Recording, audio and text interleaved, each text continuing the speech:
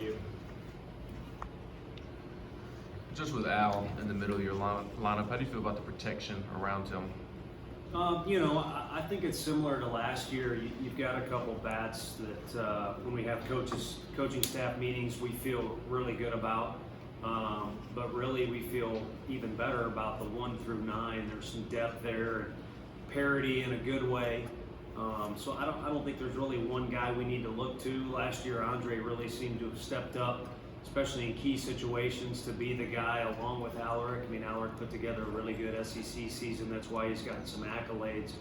But I don't think it's a lineup where we have to rely on one or two guys. We don't have to rely on seniors, juniors, sophomores, or freshmen. It's a good mix that way too.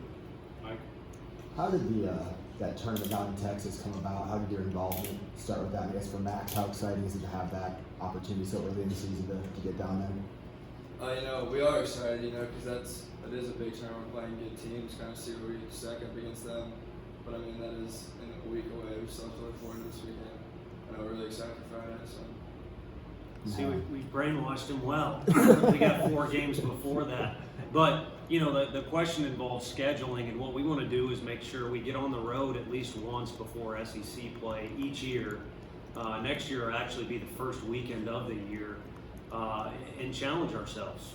Because if you're not ready, it'll punch you in the gut, and then the jaw, and then maybe in the back of the head when SEC rolls around and you go on the road. So that was the main thing. And then, there's a draw there. Coach Anderson's daughter goes to school down that way. I've got family down there. Coach Elander's from a couple miles away from the stadium.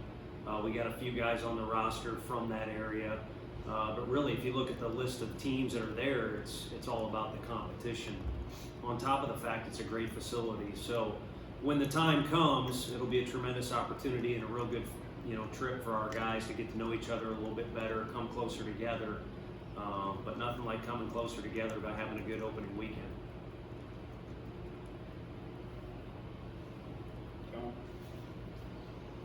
Max, what was it like to get the experience that you got last year, and how frustrating was it to spend the last portion of the season on the shelf? I think it was really good, to get that experience. I had a great time doing it. And then obviously I was pretty bummed when I got hurt, just because we were kind of starting to get into the thick of SEC play, and we were pretty hot at the time.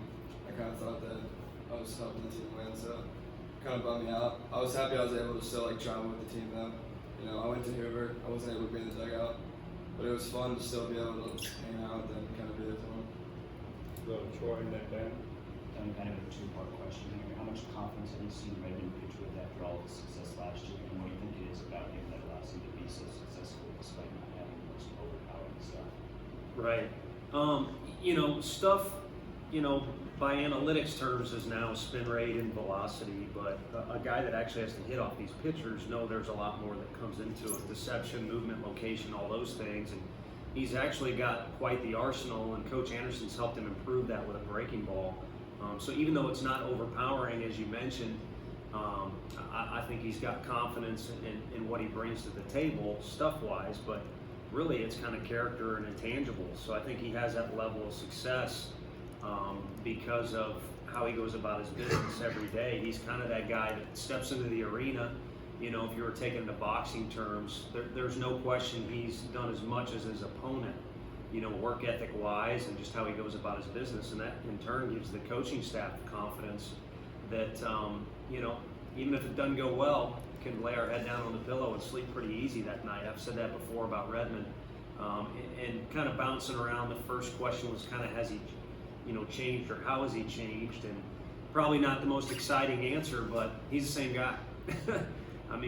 We sure didn't think he was worth a darn when we first saw him, because he's not the most imposing guy, but we were new to campus and he was coming off an injury. But looking back on it, he's really been the same guy. He's just got in the weight room, got a little stronger. His stuff has improved by working with Coach, but he's got big stones, and those have been there from day one.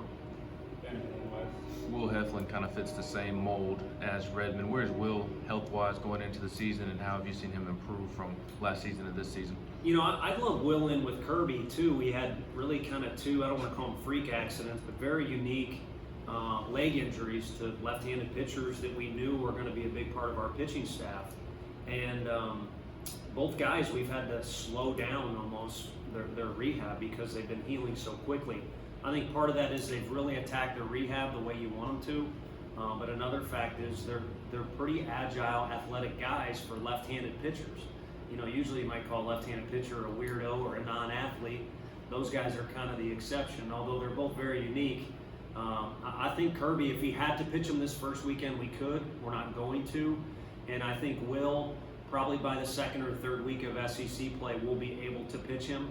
Whether we want to do that or not, we'll see. I'm a big believer in a proper progression, so there's not 2 steps forward, 1 step back with those guys. Weston and Mike. And I know that it's kind of a year-to-year sport, and you know, y'all haven't proven anything so far this year. But do you think with having some success last season, with some of the guys coming back, do you see a difference in their approach? Do you see a difference in their confidence, their mindset, anything like that? Right. Well, I'm kind of a scaredy cat when it comes to scary movies. I never got into those very much. The Exorcist scared me away. But the thing I do know about scary movies, it's unknown. You know, when it's dark and you come around a corner and you're not sure what's there or what a noise is, that's kind of what scares you most. And I think the unknown put a sense of doubt or fear or just a question mark over our guys' heads last year with, you know, what's it like to go on the road?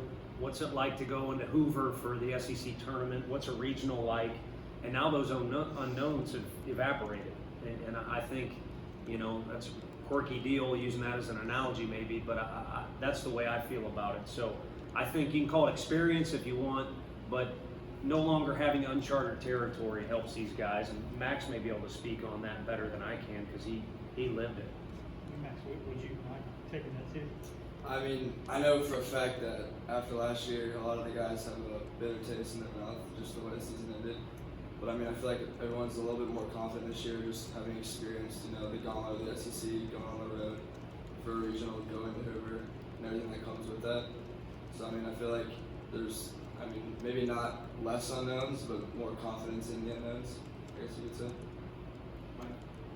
So did you kind of have a feel for the kind of rotation you're going to go with this weekend? Garrett, Chase, and then maybe Sunday? And then what's the timeline on Jason Rackers right now?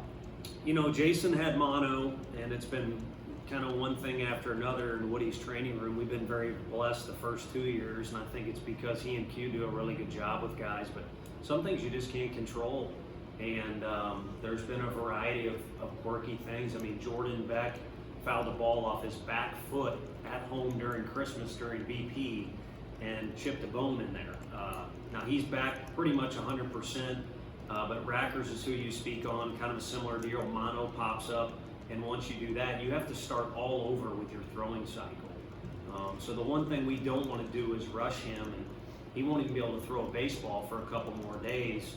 And really that'll be, you know, 60, 70 feet just playing catch. Then you got to get into bullpens and things like that. So I think SEC play is a reasonable target. But again, I believe in that progression deal. And he's probably going to have some setbacks. I mean, people that have had mono will tell you there's kind of a relapse that can pop up if you push it, or it may just happen in general. So that's a real frustrating one because he's got really good stuff like a lot of our guys, but he's one of the most consistent guys. So, you know, that would be nice to have him in there, but opening weekend he won't be. We've had guys like Della Schmidt and Crochet both fought the flu. Camden Sewell has had a minor issue with his back since high school that, you know, really he just needs to attack. So there's all these quirky unknowns, and on top of that, if you're at our scrimmages, one week one guy looks like Cy Young Award winner, the next week it's a new guy. So there's been a lot of fluctuation. And I talked with a dad I'm pretty close with last night. We talked about lineups and rotations. And I said we can go on for about an hour, but probably need to wait a week, and then the conversation would be entirely different. So it'd be great to stand up here and say, this is the 1, 2, 3, this is the closer, this is 1 through 9. But I think there's going to be a lot of experimentation, you know, the first 4 or 5 games. And I hope for parents, fans, alumni, our players, I hope it's good experimentation, and it's more about getting everybody involved and getting everybody a chance, as opposed to people thinking I'm crazy and having ADD too much, you know. Or in for that job. Hey Max, I know you mentioned that the team was playing with kind of like a chip on their shoulders from last year's season. How has the tension really rise, being that the season is coming up this weekend? A lot of things are starting to get surreal. So, is there a tension there? Has it changed since last year, or what is your feel about it? I mean, I don't think there's any tension that the season's coming. I think a lot of people are very excited. You know, it's been a long fall, a long January, and these first 2 weeks of February. You know, it's kind of all the everything's kind of building towards Friday night. I mean, I know everyone's very excited to get back out there just after the way the season ended last year. But at the end of the day, you know, you got to take it one game at a time. We'll see where we end up at the end of the year. We'll finish up with John and Mike. Max, you had a very unique summer. You and a handful of your teammates got to spend a full summer in California and then get a taste of the Cape Cod League. What did those experiences mean to you, and how do you feel going into your second year of college ball? I mean, California was a lot of fun, and I played with Trey on the same team. We lived together, and it was a lot of fun. It was a different experience, you know, being in California. But then when we got the call to go to the Cape, that was a completely different experience. You know, it's a lot different competition, a lot of older guys rather than younger guys. So I mean, it was fun. You know, I learned a lot out there talking to the guys that are older and more experienced. So I'm looking forward to kind of taking what they've taught me going into this year. They did all come back with board shorts and flip flops. Thought they were Cali guys, but we don't have anyone that's that cool yet. Mike? Max, you're going to bounce around through the fall and preseason. Do you have a position where you're most comfortable? Have you always been a player that's just played a lot of different positions? Yeah, I mean, in high school I played outfield for the majority, and they kind of moved me to second. But I mean, this year I've been playing second, a little bit first. But I mean, it's whatever the best lineup is, but like that's what's gonna play. So it doesn't really matter where I play. No, any more? Nope. All right, thank you guys. Appreciate y'all. Appreciate you.